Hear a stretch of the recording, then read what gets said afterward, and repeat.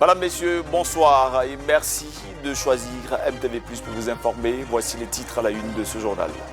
La célébration de la fête du travail ce 1er mai, nous ferons le point sur les acquis sociaux des travailleurs ivoiriens.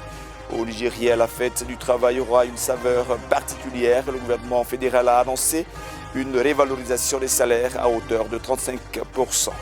Et puis en France, le secteur de la gastronomie se prépare pour les Jeux Olympiques de Paris 2024. Nous aurons un avant-goût des saveurs culinaires qui attendent athlètes et visiteurs.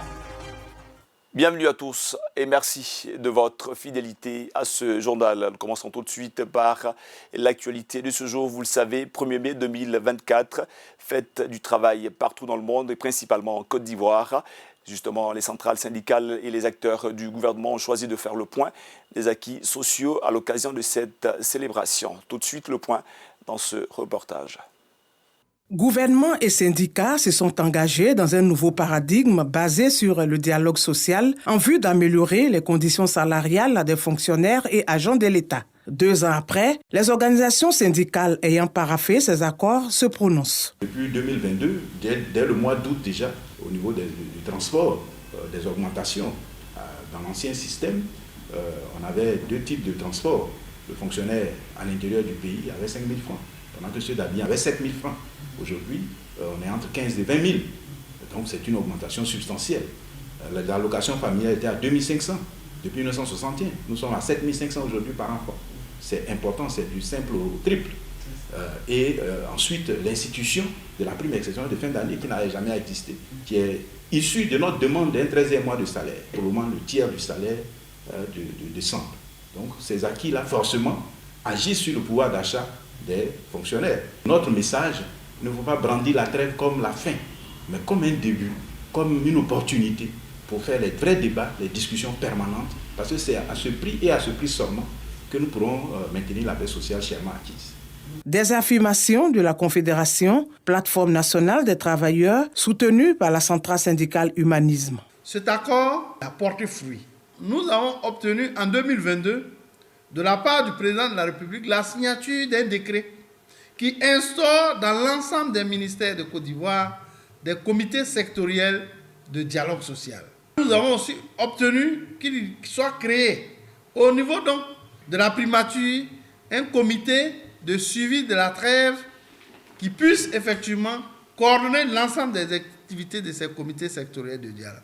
Mais il faut surtout savoir que depuis la signature, les effets financiers pour consolider la protection sociale des travailleurs de la fonction publique, à la date d'aujourd'hui, nous pouvons dire qu'il y a plus de 800 milliards déjà injectés, les effets dès la signature, sur 1135 milliards. Donc, globalement, nous pouvons dire que l'accord se porte bien.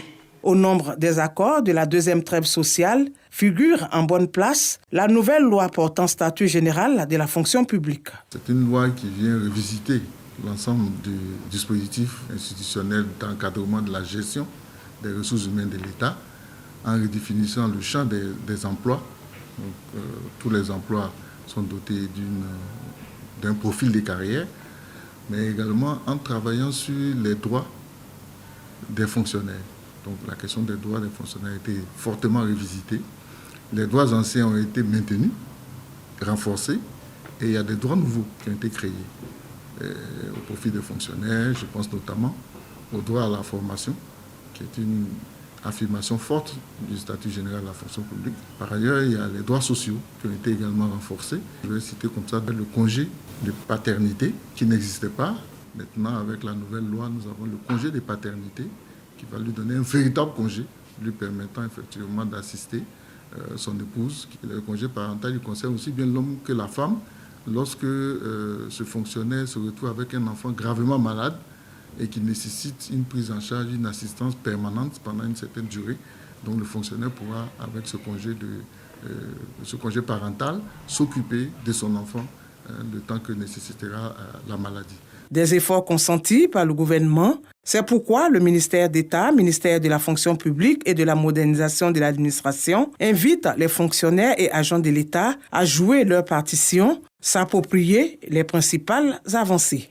Parlons une fois encore de cette célébration de la fête du travail en Côte d'Ivoire. Hier, 29 avril 2024, dans différents secteurs, il y avait une veillée d'armes. Les fonctionnaires, mais aussi les autres acteurs du secteur informel se sont retrouvés pour proposer au gouvernement l'ensemble de leurs revendications. Moustapha Kandé est technicien indépendant en froid automobile dans la commune de Cocody. À la veille du 1er mai, il exerce ordinairement à son atelier sans se préoccuper des préparatifs de la fête du travail. Pourtant, il accorde de l'importance à la commémoration. Le premier me dit quelque chose parce qu'on s'intéresse aux travailleurs. On met une pause pour interroger les travailleurs, pour écouter les travailleurs, c'est déjà quelque chose. Bon, nous, les particuliers, on se dit que le 1er mai, ça concerne beaucoup les travailleurs du public et du privé. Juste à côté, les acteurs de taxis communaux sont quasiment dans la même dynamique. Ils se réservent pour les différents programmes le jour même de la fête du travail. Pas grand-chose, mais on prend le temps de rester un peu au quartier, se reposer. Demain, on ne compte pas défiler, mais au quartier, on va rester au moins entre amis pour au moins essayer de faire au moins quelque chose ensemble. Pourquoi? On sait ça aussi concerné, puisque nous sommes des travailleurs. On travaille, donc c'est la fête des travailleurs. Il faut que nous aussi on montre aux gens que nous travaillons. Voilà la raison pour laquelle aussi demain nous aussi on va fêter, payer un poulet puis manger. Si au niveau du secteur indépendant, rien n'est fait en prélude au 1er mai, dans l'administration publique, l'ambiance est tout autre. À la SODEMI, depuis 2021, les deux syndicats de l'entreprise d'État se retrouvent la veille pour faire le bilan des acquis et recenser les points de revendication. Parmi les priorités aujourd'hui, comme on le dit, c'est l'acquisition vraiment d'une cité SODEMI qui est déjà en bonne voie. Parce que le DG, depuis son arrivée, il est à notre écoute et il fait main et pieds pour pouvoir mieux loger son personnel. On est en train de refaire peau neuve pour mieux mettre son personnel dans les conditions qu'il faut. En externalisant par exemple notre assurance maladie qui nous permet, quel que soit le lieu en Côte d'Ivoire, de nous soigner décemment. Le projet Carplan qui permet aujourd'hui jusqu'à l'agent de maîtrise d'avoir un véhicule flambant neuf. Il y a eu des satisfactions au niveau de l'augmentation, c'est-à-dire il y a eu le SMIC qui a été révalorisé. C'était le point focal de nos revendications. Aujourd'hui en Côte d'Ivoire, il y a au niveau des emplois, il y a des sociétés qui recrutent le personnel, qui les met à la disposition de certaines entreprises. Et finalement, on est dans ce schéma, alors que les emplois qui sont là sont permanents.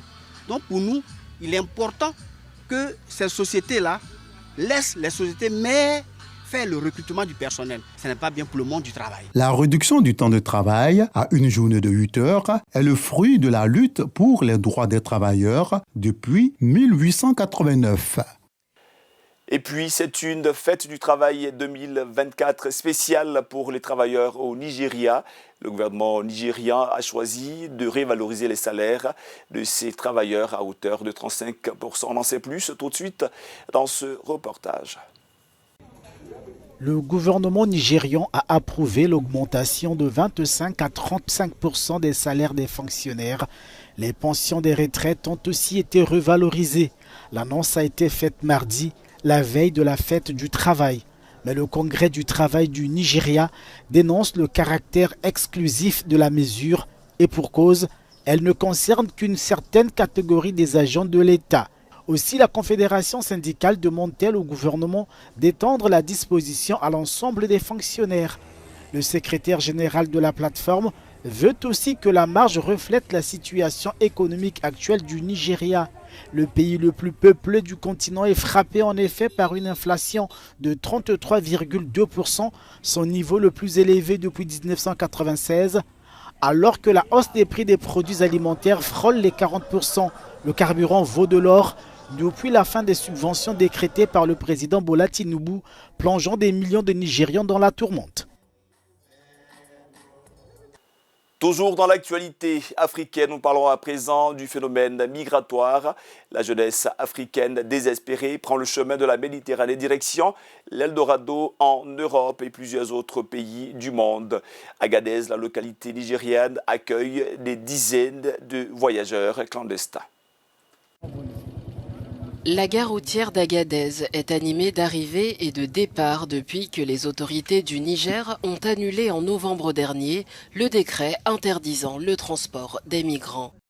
Sous la conduite de passeurs, les migrants embarquent à bord de 4x4 ou de camions vers la Libye ou l'Algérie, les dernières étapes avant la traversée de la Méditerranée. L'objectif, une fois arrivé en Europe, c'est pour s'intégrer dans l'armée. Parce que moi, je vise que partir en France. Parce que comme j'étais militaire au Sénégal, et je préfère que quand en arrivant en Europe pour continuer mon service. Dans cette ville, le trafic de migrants est revenu en force avec plusieurs convois par semaine. Je crains le désert, le climat et le froid, mais j'irai quand même. Depuis la réouverture d'Agadez, 5000 migrants ont pris la route vers l'Europe. Cependant, les défis restent considérables. Les migrants font face à de nombreux risques. Ils risquent de faire de la prison ou d'être expulsés. Il y a donc encore beaucoup de facteurs qui continuent à entraver le mouvement des migrants vers l'Europe. Comparé à 2015, les migrants risquent davantage le refoulement. Nous avons répertorié quelques 9000 personnes qui ont été refoulées d'Algérie au cours de ce mois, du début de l'année au mois d'avril 2024. Depuis janvier, Alarme Fun Sahara a recensé 9000 migrants refoulés d'Algérie. Et nous ouvrons à présent le chapitre international de cette édition. Parlons tout de suite des Jeux Olympiques de Paris 2024. Les athlètes et visiteurs se préparent pour cette fête mondiale du sport. Dans la gastronomie, les cuisiniers français, eux aussi, affûtent leurs armes. Je vous propose tout de suite un avant-goût des saveurs culinaires qui attendent athlètes et visiteurs. Les Jeux Olympiques de Paris mettent les petits plats dans les grands. Les menus servis aux athlètes et aux visiteurs pendant les Jeux s'annoncent savoureux, sains et variés. La France, connue mondialement pour sa gastronomie, se devait de soigner cet aspect alors qu'elle s'apprête à accueillir le monde entier cet été. Environ 40 000 repas seront servis chaque jour aux athlètes. Cerise sur le gâteau, un chef de renom cuisinera devant eux au village olympique. It is a rich variety, a huge amount of receipts that will be plant-based, that will be made available for the general public to try, to experience, and hopefully, fingers crossed, actually we are quite convinced about this, they will love it. Chacun pourra se délecter sur les différents sites de plats venant de toutes les régions françaises, accompagnés de pain fraîchement cuit et d'une sélection de fromages. Les athlètes auront aussi accès à des stands de restauration rapide, dont un dédié exclusivement à la cuisine française.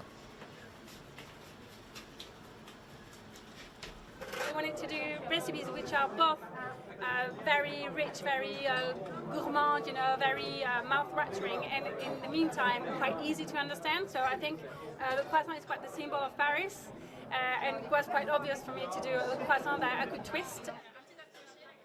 Enfin, un parc urbain situé place de la Concorde offrira aux visiteurs une cuisine 100% végétarienne, une première dans l'histoire des Jeux. Terminons ce tour international de l'actualité par les États-Unis. La guerre entre Israël et la Palestine se poursuit jusque sur le sol du président Joe Biden. Des pro-palestiniens et pro-israéliens se sont affrontés sur le campus d'une université en Californie. Le constat tout de suite dans ce reportage.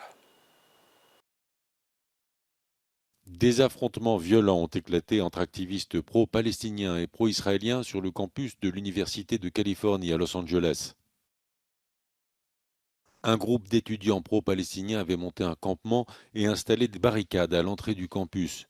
La tension est montée quand un groupe de contre-manifestants a tenté de démanteler le campement. Les groupes s'affrontaient à coups de bâton et de tirs de feux d'artifice quand la police de Los Angeles a annoncé son intervention à la demande de la direction de l'université. Le chancelier de l'université dénonce des méthodes choquantes et honteuses et relève que des actes de violence ont provoqué une profonde anxiété, tout particulièrement chez les étudiants juifs. La vague de protestations contre la guerre à Gaza s'étend dans les universités américaines depuis 10 jours. Mardi soir, la police de New York a délogé des manifestants pro-palestiniens barricadés dans un bâtiment de l'université de Columbia. Donald Trump appelle Joe Biden à faire quelque chose et mettre fin à l'antisémitisme qui gangrène le pays. Ce Ce journal est à présent terminé. Il a été préparé par l'ensemble de la rédaction. Contribution technique, Georges Beniakrou, Ulrich Kwasikan. Merci à vous de votre aimable fidélité. Excellente fête du travail partout en Côte d'Ivoire. Restez sur MTV+. Vous le savez, c'est la télé qui transforme.